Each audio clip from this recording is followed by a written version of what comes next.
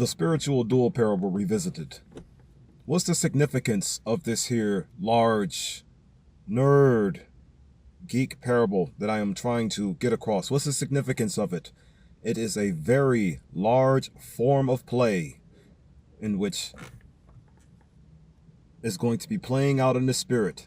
Long story short, the enemy will not stop playing games on us in the spirit, so I am going to play a game on the enemy in the spirit. You follow what I'm saying? However, it's a very large and mildly complicated way to explain how I'm going to play it out in the spirit. You follow what I'm saying? So, using things from my history and from my past that I had experiences in, having a large form of play in, I'm going to use the format and or regulations and or rules of these things that I had a large form of play in to label and describe a spiritual play, a large form of spiritual play. You follow what I'm saying? As within, so throughout. This is the reason for it. This is the reason for the spiritual duel parable. And the thing is, I've had experiences with many cards in my days to label and describe a concept of dueling with them, so to speak. And the main thing duel-wise I can think of is, like I said, the children's card game that I had experiences with playing in my life, that I'm just going to take the knowledge from, meaning I'm going to borrow the characteristics of the children's card game known as Yu-Gi-Oh! That I used to play when I was in middle school and younger and growing up, to label and describe a massive spiritual play that will take place in real life. But that there is the significance of the large spiritual duel parable. That's just the significance of it and why I'm using it, the way I'm using it and what I'm using it for. You follow what I'm saying? So check it. What does it consist of? Like I said, it's inspired by the real life child game, or it's inspired by that game, the Yu-Gi-Oh! Game in real life. That's what it's inspired by, the rules and regulations of it, meaning the duel field will be titled the soul field. You follow what I'm saying? In the spiritual play that I'm working, it'll be titled the soul field versus the duel field. It'll consist of every single detail in which the soul field or the duel field has in the game in real life, as it will consist of every single rule in which the card game has in real life for the spirits game. You follow what I'm saying? Or the Christ game that I'm cooking up here. This is called a Christ game, a spiritual duel. So before I go in, a few foundational quotes before I say the foundational quotes and then say the meat and potatoes of the game. The enemy is the source of all immoral authority. This is my opposing force here. And the source of all immoral authority embodies three things: the white leadership of the world today, the white military force of the world today, the white civilians of the world today, and the melanated sellouts of the world today. Not three things, four things. I said it wrong. I'm going to stop. I need to correct any mistakes I will make, possibly make. I just don't like counting the sellouts. I really don't. Those are the four things that I do not wish to include to their list. The melanated sellouts. I don't like to include them to that list. I really don't. But it has to be addressed, no matter how much you don't want to talk about the fourth thing. No matter how much you don't want to talk about the fourth thing, it has to be addressed as well. So the first three things that the immoral body. So the first few things in which the source of all immoral authority embodies are, once again, the white leadership, which represents the trickery nature of the devil's essence, the white military force, which represents the violent force of the devil's nature, and then you have the white civilians, which represent the subtle nature of the devil's essence. And then the melanated sellouts represent traitors, long story short. And these four groups and or styles of people, they approach us with seven oppressive regulators. Seven oppressive regulations that are described as the following: disrespect, frustration. Disrespect is the opposite of respect, of course. And then you have to frustrate. What does the word frustrate mean? Frustrate means to hinder progress, stop you from moving forward the right way in something, anything. Then to humiliate is to embarrass you. shame you for being what you are. And then the new word that I'm going to replace embarrass with is aggravate. Aggravate, meaning adding insult to injury, kicking you while you're down.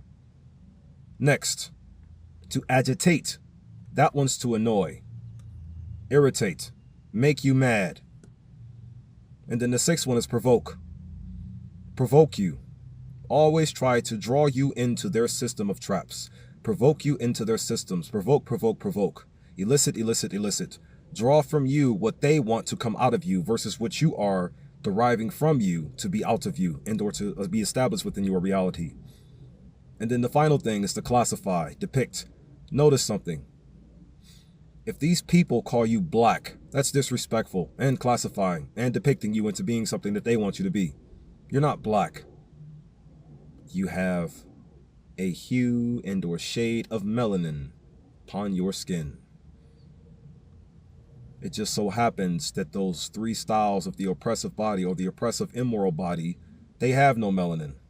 And they're jealous of us having melanin. And whatever they're jealous of, they like to erase out of existence. So that they won't feel jealous of it anymore. But it just so happens they have been bred to be jealous of everything there is, including their own selves.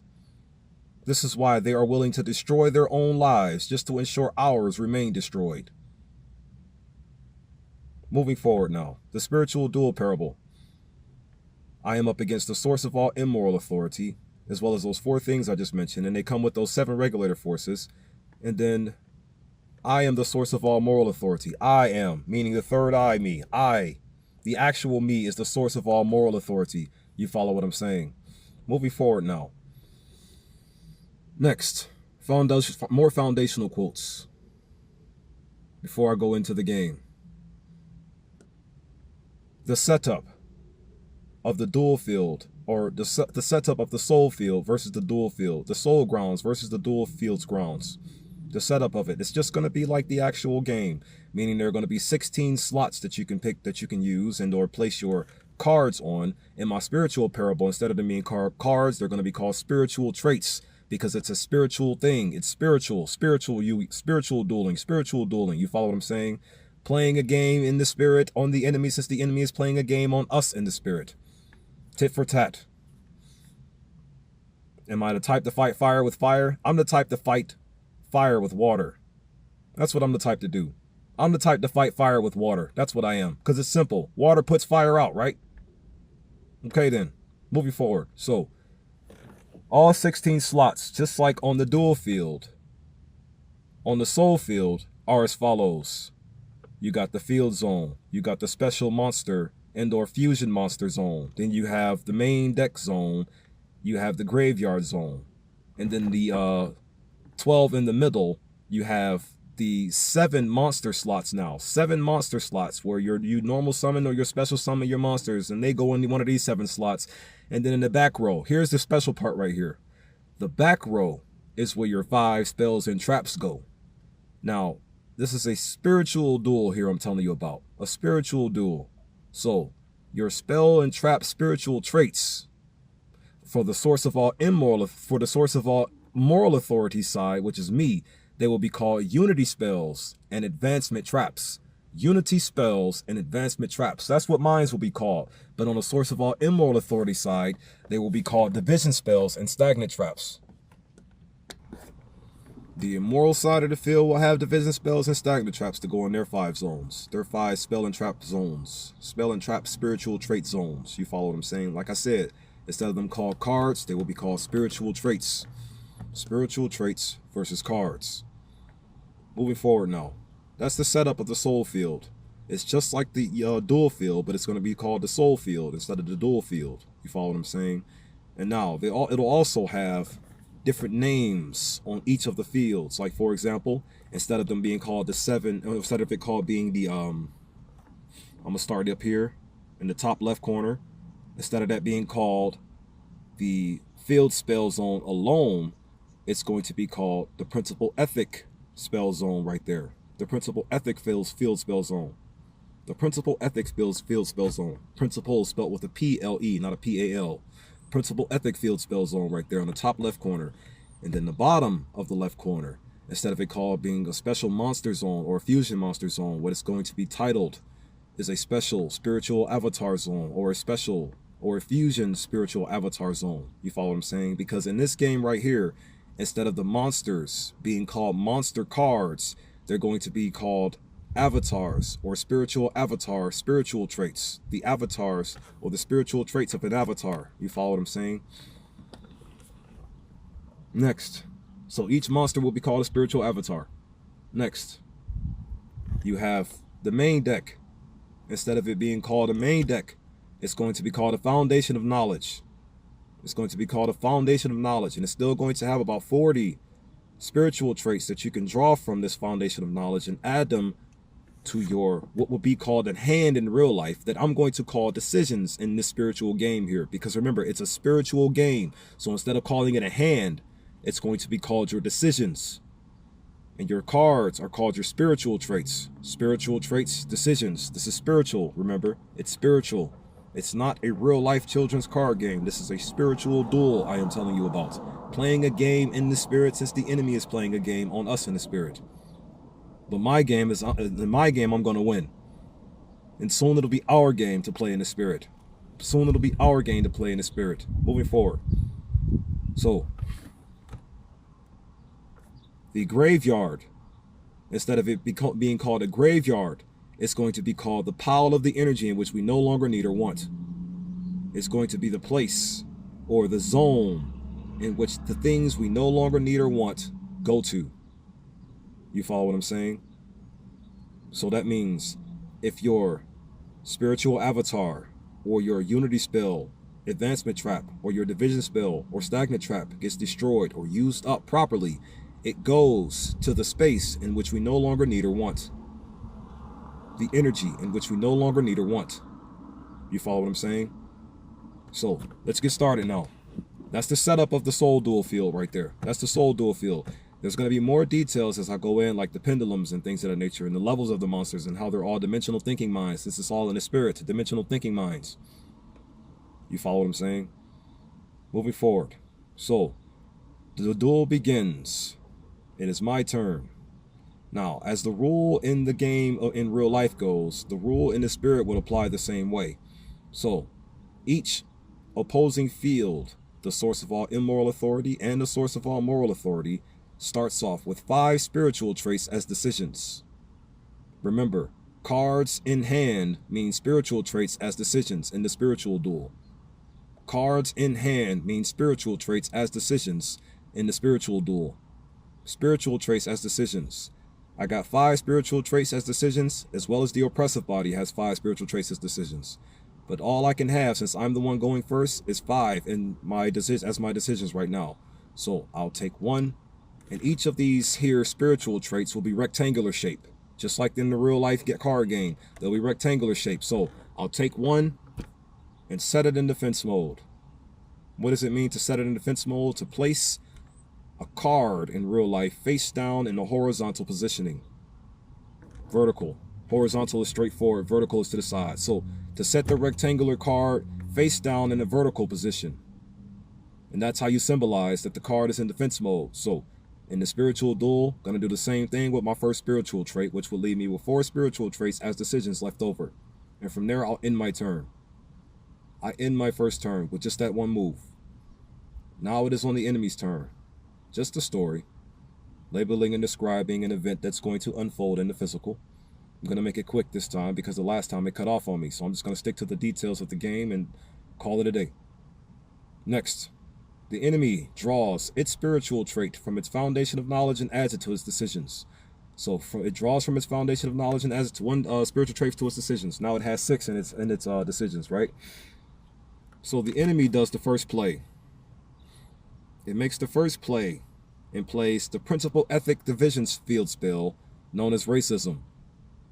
Racism is the first play in which the enemy plays. Side notes real quick. Real life question. Why are we called a race? What are we competing against?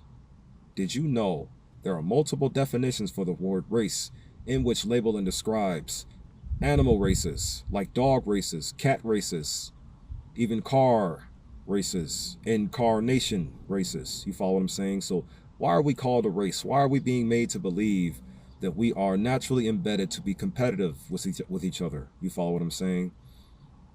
Of course, there's a definition of the word race that labels and describes a group of people descending from a common ancestor, which is the one that I would rather us choose to label and describe ourselves as versus what the race and all of the other definitions that tie to the word says for us to describe ourselves as. I would just prefer we call ourselves a group of people descending from a common ancestor. Moving forward, just wanted to say that out loud. Next thing I want to say out loud regarding racism.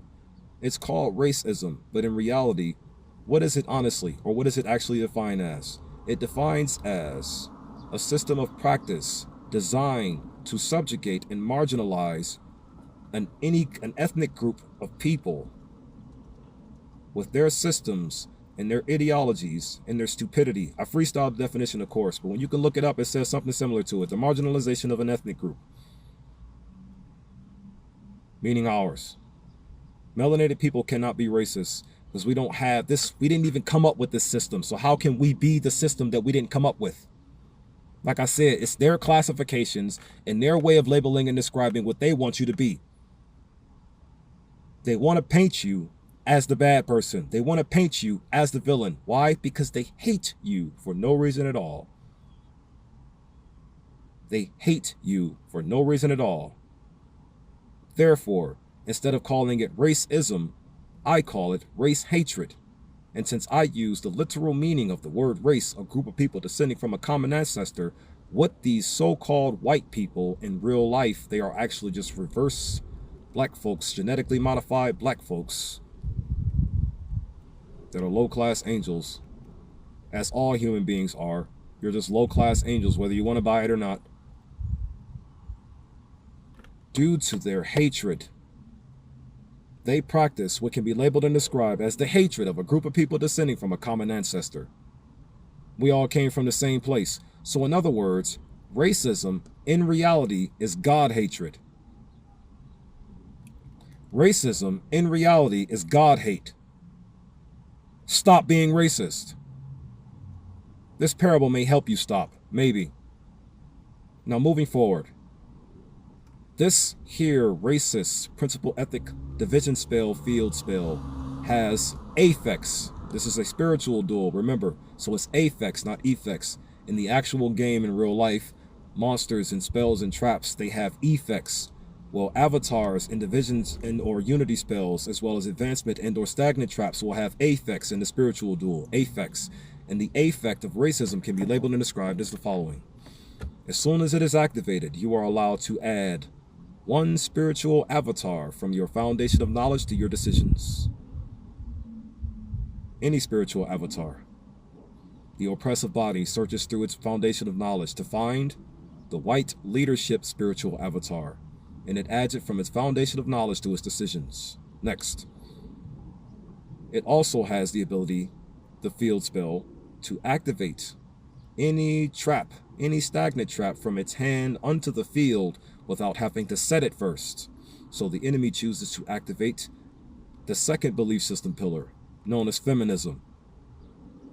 And once feminism is played, what it is allowed to do is similar to the real life games card called Change of Heart, to control one spiritual avatar on its opposer side of the field, side of the soul field, and it chooses the one that I just set. Now, feminism targets it, causes it to flip face up and be exposed. And now, to reveal the card that I set. Remember, feminism only wants to control and trap you. Why do I call feminism a stagnant trap? Because the feminists want every man to perish. Remember, their entire foundation is hatred, hatred, hatred. That's all they have for us.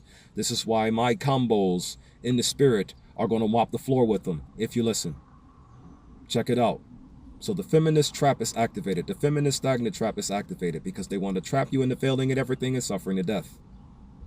But the thing is, it can only work if the racist field is in play. Every white man is racist and every white woman is a feminist. If I'm wrong, prove me wrong, because I know what you really are.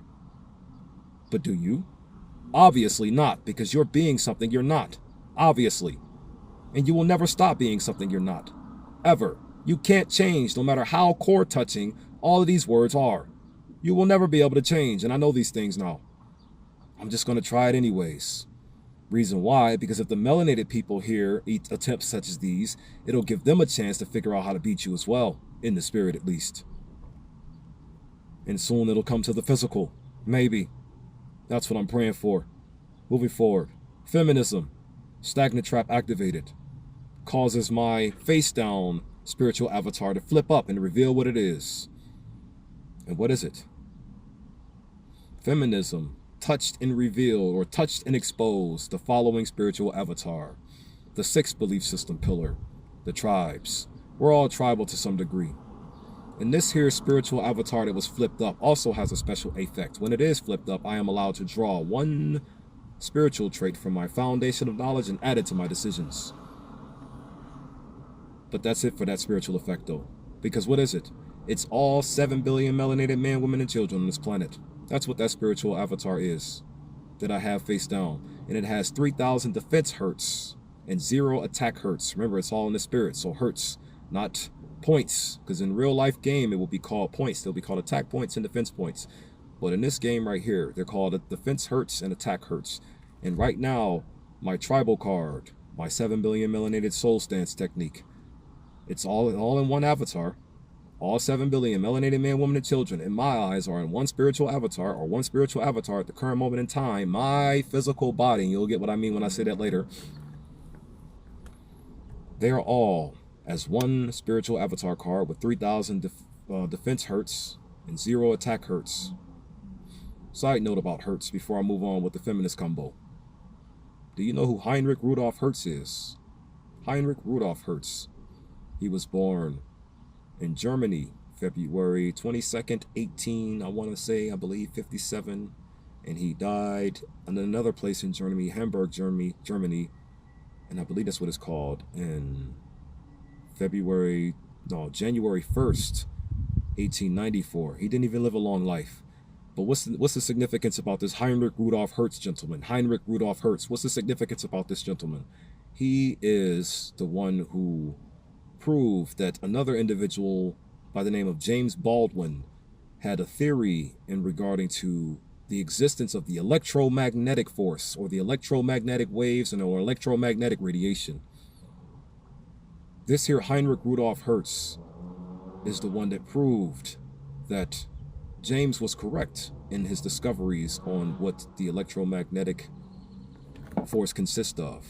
And he measured using radio wave frequencies, or radio wave vibrations, to prove that light and heat, light being metaphysical, heat being physical, to prove that light and heat are aspects of the electromagnetic force itself, or electromagnetism.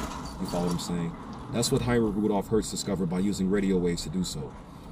And since then, the infrastructure used his last name to label and describe the tools we use to measure certain frequencies.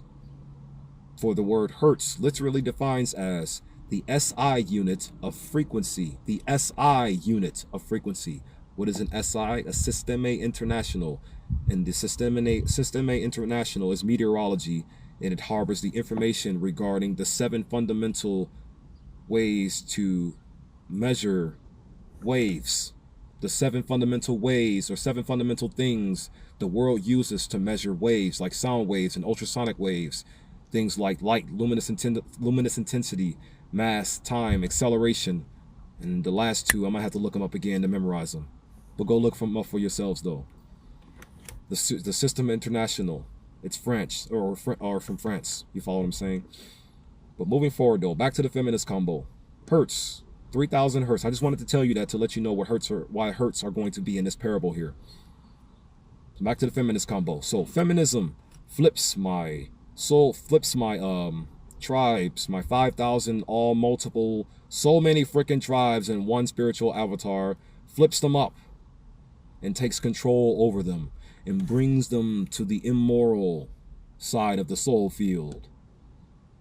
took them away from me and brought them to the immoral side of the soul field. You see. Next combo. The enemy then goes for placing a pendulum scale. Pendulum. I'm going to tell you what that means in a moment. What pendulums are in a moment in this game here. Because pendulums in spirit will be the same way pendulums are in the real life children's card game. I know it's a lame parable. But the real life card game, the pendulum scale rule will be set up the same way as in the spiritual duel parable here. So, the first scale in which the enemy places is a 3 scale. And it is called foul sexual orientation. It's a scale. It's a pendulum monster scale or pendulum spiritual avatar scale. So that means it's an actual person or an actual character monster or character avatar, but the way the spiritual avatar rules work, or the way the Yu-Gi-Oh pendulums work, I'm going to use it for the same concept to explain my spiritual parable. So places it 3 scales, foul sexual orientation, then places another one, religions, as a 7 scale. So you got a 3 scale and a 7 scale. What's the significance of the 3 scale and the 7 scale?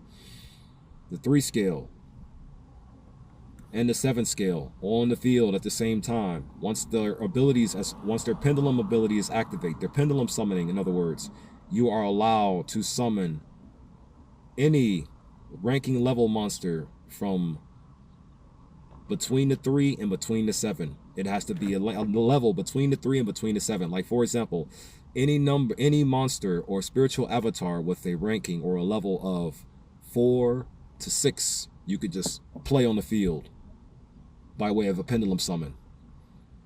And due to those 2 that the enemy placed onto the field, the foul sexual orientation, which is a 3 scale, level 4, 1500 attack and defense hertz.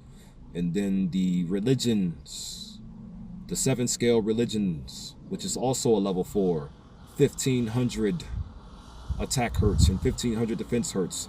But they are just there for the time being, so they can use their pendulum's abilities to summon multiple more spiritual avatars onto the soul field, or onto the immoral side of the soul field. And the enemy takes all 3 of its spiritual traits left in its decisions and uses those immoral decisions to play them all on the field. So now what's on the field? The white leadership, level 4, 1500 attack and defense hertz. Then you also have the white military force, also 1500 attack and defense hertz. And then finally, the civilians, the white civilians, 1500 attack and 1500 defense hertz. And unfortunately, also too on their side of the field, the sellouts, the melanated sellouts with 3000 defense hertz and no attack hertz. Now the enemy enters what can be labeled and described as a battle phase, because it has no more plays, no more spiritual traits as decisions in its immoral foul selections box. You follow what I'm saying? So hits me directly in my moral face for 4500 damage, leaving my life hertz. Yeah, because instead of them being called life points, like in the real life game, I'm going to call them life hertz. H-E-R-T-Z, life hertz. They hit me in my life hertz for 4500 hertz. 4500 damage. Ow, somewhat, right? Enemy comes to the main phase 2. Cannot do anything else. Your turn is pretty much over. Now back to me. Right now, currently, before I make my first draw, I have 5 spiritual traits as decisions currently. So now I'm going to draw 1 from my foundation of knowledge and add it to my decisions. And that'll give me 6. I now have 6 spiritual traits in my decisions.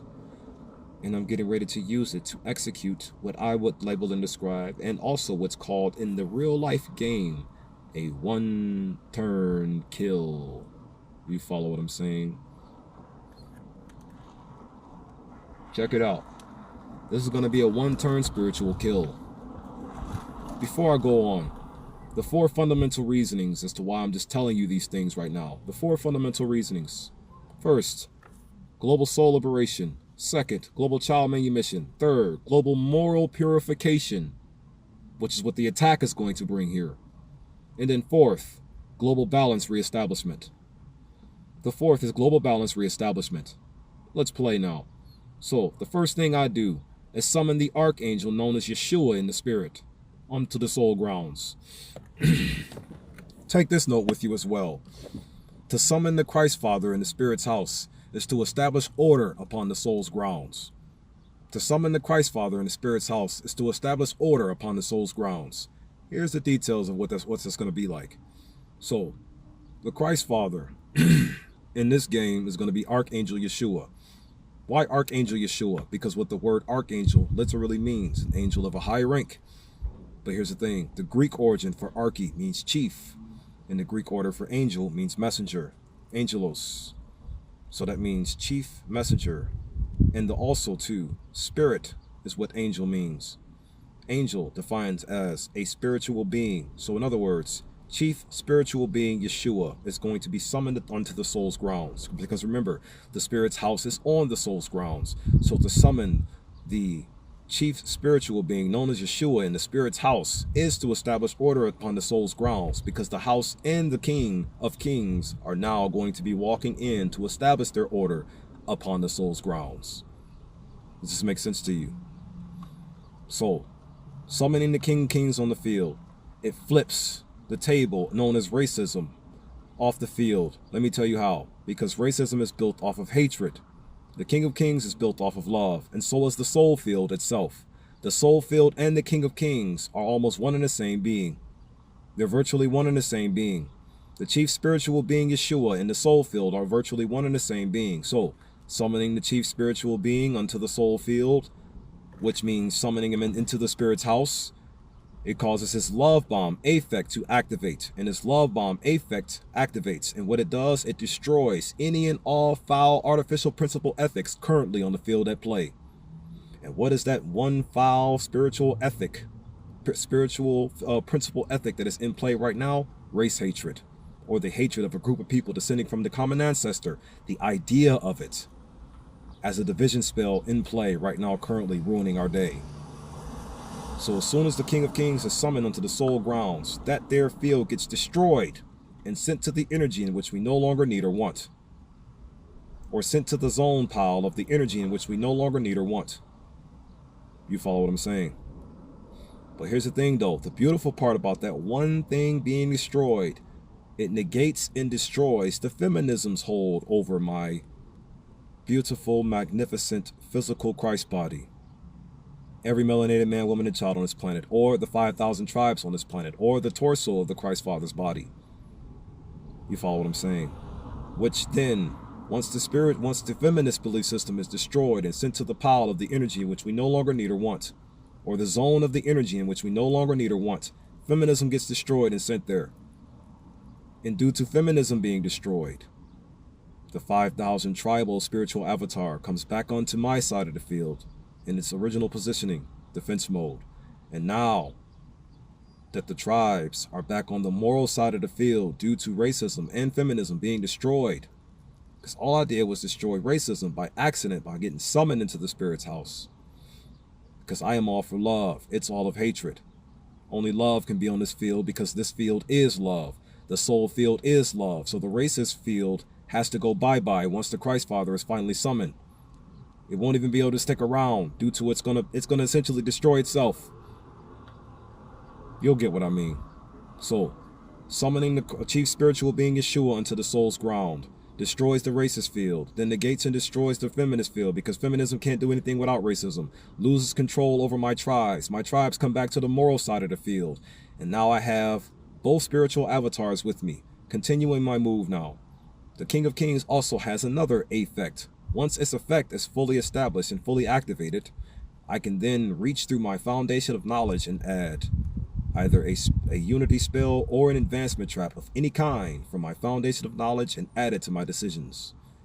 And due to this, I'm going to add what can be labeled and described as the Blood Gang Paradise.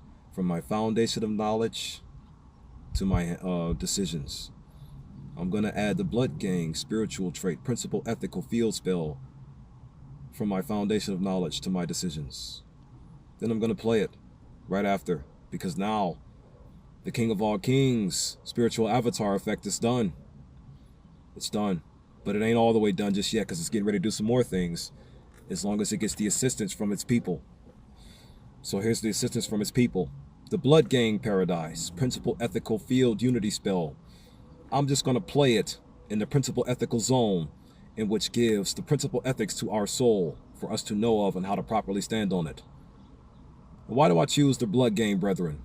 Because when the Bloods were originally started, their gang had an acronym for the word blood, BLOOD, translation, brotherly love over our depression. Where does depression derive from? The source of all immoral authority. Where does brotherly love derive from? The source of all moral authority. So, the brotherly love over our depression and/or brotherly love overcoming our depression gets activated, and it also has multiple affects, not effects. Of course, the word effect and effect are said the same way, just like the word principle and principle are said in the same way, but for you to know what I'm talking about, I'm just going to play with it and say affect or effect. Moving forward, so the principal ethical Blood Gang Paradise Unity Field Spell activates. What does it allow me to do? Specifically select one Unity spell of any kind and add it from my foundation of knowledge to my decisions. So I choose the spiritual trait Unity spell known as Soul Fusion or Soul Reincarnation. Then I add the Soul Fusion and/or Soul Reincarnation Unity spell from my foundation of knowledge added to my decisions. And then I play it immediately. And now, what am I getting ready to fuse? What's on my field currently? And what is on my soul field currently? The Archangel Yeshua, which is the chief spiritual being itself. And what is the Archangel Yeshua in real life? The Archangel Yeshua in real life is a natural character of balanced love. That's what he is in real life. A natural character of balanced love. That's what the true Yeshua is, or the Archangel, or the chief spiritual being Yeshua is in real life. A natural character of balanced love. Therefore, I'm going to activate the Soul Fusion card and fuse the King of all Kings, known as the spiritual being Yeshua, or the chief spiritual being Yeshua, and the natural character of balanced love with the 5,000 tribes on the world. And once you fuse with this here King of all Kings, you're both going to become one thing. And what are you going to become? The special avatar from my special avatar zone summoned unto the soul field to be titled the Soul Tribe Resurrected. The Soul Tribe Resurrected. Level 9, 9-dimensional base form. Base attack 4,000 attack hertz and 4,000 defense hertz. After that, the ideas of Yeshua even, unfortunately, as well as the 5,000 tribes idea, they get sent to the energy pile in which we no longer need or want. Because what are we now?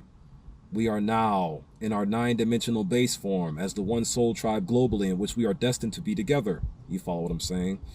And that moves me to my next few combos. So, here's some details about this here spiritual special avatar I just summoned. It's a level 9. It has 4,000 attack base and 4,000 defense base. But it also incorporated in its affects, like in the real life card game, Yu-Gi-Oh!, all 3 of those Egyptian god monsters are in its one effect. Now, what would that be in real life for us? All of the Egyptian gods of our history, meaning their character traits, the things they have done, their Akasha, not Akashic records, their Akasha. Their Akasha is embedded into our DNA, meaning everything that they have ever done and everything that they have ever practiced, that's embedded into our DNA, and we can sense it to a degree, meaning our Egyptian god ancestors, their character traits and or the way that they are is embedded into our very DNA. You follow what I'm saying? And in the spiritual and in the physical explanation, that's what it will be. But in my spiritual duel explanation, the 3 Egyptian god cards or the 3 Egyptian god monsters from the Yu-Gi-Oh card game are incorporated into his one ability. So that means Slifer's abilities, that means Winged Dragon of Ra's abilities, and that means Obelisk the Tormentor's attack and abilities. You follow what I'm saying? Right now, currently, I have 5 spiritual traits as decisions, which means the effect of my Resurrected Soul Tribe, the affect of my Resurrected Soul Tribe will gain 1,000 more attack hertz and defense hertz for every spiritual trait as my decision. You follow what I'm saying? And right now I have 5, so that means it gains 5,000 more attack hertz and defense hertz, which puts it at 9,000 attack hertz and defense hertz. Just a small detail to throw in there, because it's about to get shortened drastically in a minute. Now watch this. Next, I place from my my spiritual traits as decisions a pendulum scale avatar, a pendulum scale spiritual avatar called the Crypt Gangs, and they're a 2 scale. And then I place another one. Reason why I'm giving them the 2 scale numbers, because of the second belief system, or they're the second gang on my list of 6 gangs, which are the main gangs. And the main gangs are the Bloods, the Crips, the GDs, which is what I'm getting ready to place into the second part as the 6th scale. And then you have 4th, the Vice Lords, every gang in Jamaica and every gang in Haiti. All 6 of these gangs are going to help me win this here duel and get this here, all of this over with. This nightmare over with. Out of hell. Which direction is out of hell? Up. Moving forward. So, I place the Crypt Gang scale, and then I place the spiritual avatar GD gang scale. The Crypt Gang is a 2 scale. The GDs are a 6. Why do I give the GDs the 6 scale? Simple. Larry Hoover. What Larry Hoover used to label and describe how we are essentially bound and or essentially have one universal law of love that we must abide by. He said that our first law is of law. Our first universal law is love. That's what Larry Hoover said, but I believe that it's our only universal law. And the 6, because Larry Hoover used the hexagram or the 6-pointed Star of David to label and describe his new blueprint and or his conviction. This is why I give the GDs the 6 scale to represent and or remind them of this as I go through this parable and label and describe how we're going to win. It's just a large way to label and describe how we are going to win. Next, the 2 scale and the 6 scale, remember how they work. But to label and, I'm going to label and describe each of these avatars before I go on. They're both level 5s. They both have 3,000 attack hertz and 3,000 defense or 0 defense hertz. They both have 3,000 attack hertz and 0 defense hertz. Why only 3,000 attack? Because they were embedded to attack each other. They were entrenched to attack each other and not the actual enemy. They don't defend each other. They attack each other and kill each other all day. That's what the gangsters do currently, ain't they? Yeah, sure. You have the gang, you have a specific Crip gang that doesn't kill each other within their own ranks, but outside, you see a blood up the street. You fighting. Why? Stop it. That's you're fighting. Your family members. They're all your family members that you're fighting, that the devil and the source of all immoral authority told you to fight. Hopefully this parable eliminates this idea. So, moving forward. Next, pendulum summon. I am going to use these 2 here pendulums to special summon 2 more gangsters from my hand or from my decisions. And they are the spiritual avatars as spiritual traits in my decision making right now, my moral decision making. So I'm going to morally summon the Jamaican gangs and all the Haitian gangs. And they're each of 1 spiritual avatar. They're each level 5s. And they each have 3,000 attack hertz, but 0 defense hertz. All of the gangs are essentially the same here, because they all do the same thing. Kill each other for living 5 blocks in the wrong direction, just as the enemy taught you to do. Well, what will happen if the source of all moral authority had control over you versus the source of all immoral authority telling you to be the opposite of what you built yourselves to be? Brotherly love, overcoming depression. Moving forward. So, the Jamaican gangs and the Haitian gangs are now on the field.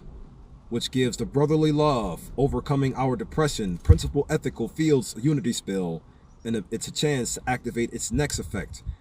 And if I successfully special summon any type of gangster during my turn, I am allowed to activate any trap card within my hand or any advancement trap within my moral possession. So I choose to activate the advancement trap known as the Vice Lord's Gang. It's a continuous advancement trap, this here Vice Lord's Gang. And once it's activated, I am allowed to take both of my pendulum scaled avatars and just summon them to the field. So now I have a field with all 6 of my Gangsta Christ arms, as well as all the support in which they give each other once they're together. There are 33,000 gangs in the United States of America alone. My balanced love conviction will be the idea in which can unite all of them. This was why I'm putting it online. This is why I'm putting it into the air. Let me hurry up before the video cuts off on me again. So now, we're nearing the final attack, the moral purification. So, all 3 of the Egyptian God Monsters effects are incorporated into my Resurrected Soul Tribe's abilities. And why do I might need to use them? Simple, because on the opposer side of the field, those 3 spiritual avatars, they also have affects. Now, the civilians' affect, once a battle phase enters, they all get shift to defense mode due to its affect. And then the military, the white military, due to its effect, if you were to attack them while they're in defense mode, whatever your attack points are, or whatever your attack hurts are, theirs will rise up to match it. Like, for example, due to me getting rid of all of the traits as my decision and to make all these effects happen, that left my soul tribe resurrected at just 4,000 attack and 4,000 defense hurts. You follow what I'm saying? So if I was to attack it, any of those monsters, any of those avatars, the white military's effect would activate and cause their defense to match my attack. So that means nothing would happen, like in the game of Yu-Gi-Oh! When you attack an even number together. And here's the crazy part too. Due to how my Blood Gang Paradise field effect is set up, which is another effect that I didn't tell you about, for every gangster face up in attack position on the soul field, on the moral side of the soul field, they each gain 500 attack hurts each. So that means they all have a 2,000 extra attack hurt boost, which puts them all at 5,000 attack hurts each. Shout out to Crip Mac. May you be free soon, good brother. 55th, right? They all have 5,000 attack each. They all 5 stars, and they're all just 5, 5, 5, 5, 5s. And they're the 5th belief system pillar. You follow what I'm saying? I incorporate everything that you are into this parable because this is how much I love and respect every last one of you. And this is the entrenchment or the idea that's going to work here. Moving forward now. Closing to the final attack. So, due to all the effects incorporated in my soul tribe resurrected, I have to use them in order to wipe the field clean of the oppressive body's nature. So, what I do is I essentially tribute the Jamaican gangs and the Haitian gangs, which will ultimately reduce the gangs by 1,000 points each, but you'll see why I'm doing it in a second. So, I'm going to tribute these two, in a sense, with my Obelisk the Tormentor effect within my Soul Tribe effect.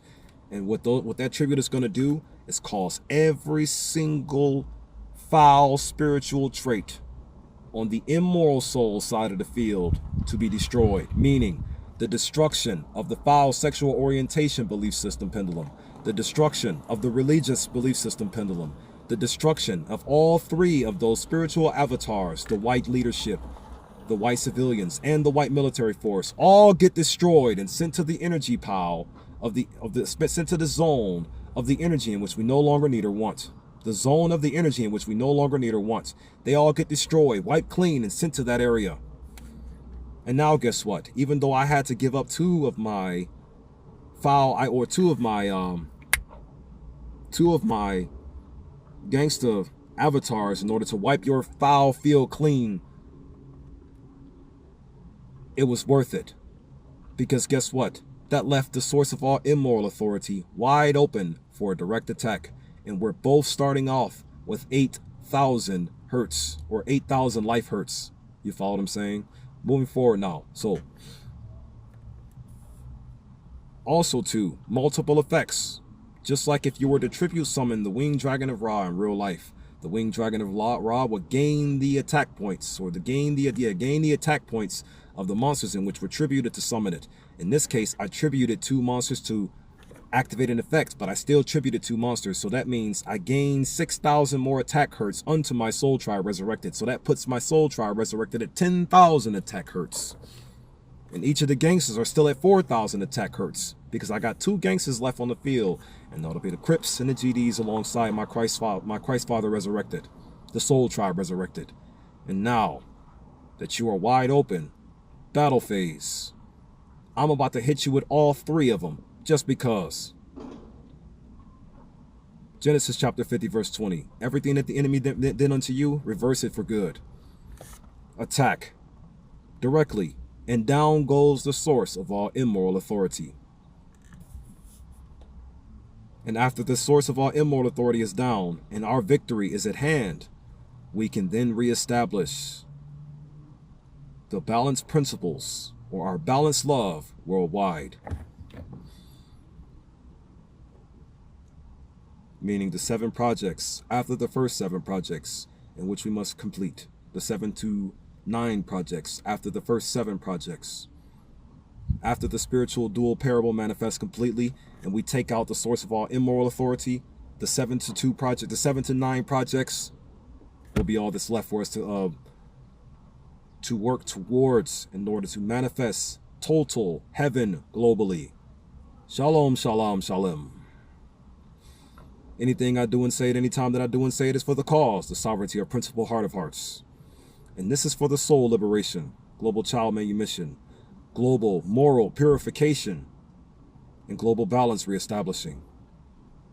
May you have learnt and or enjoyed this here parable, and enjoyed it. May you have learnt a lot from this parable and enjoyed it.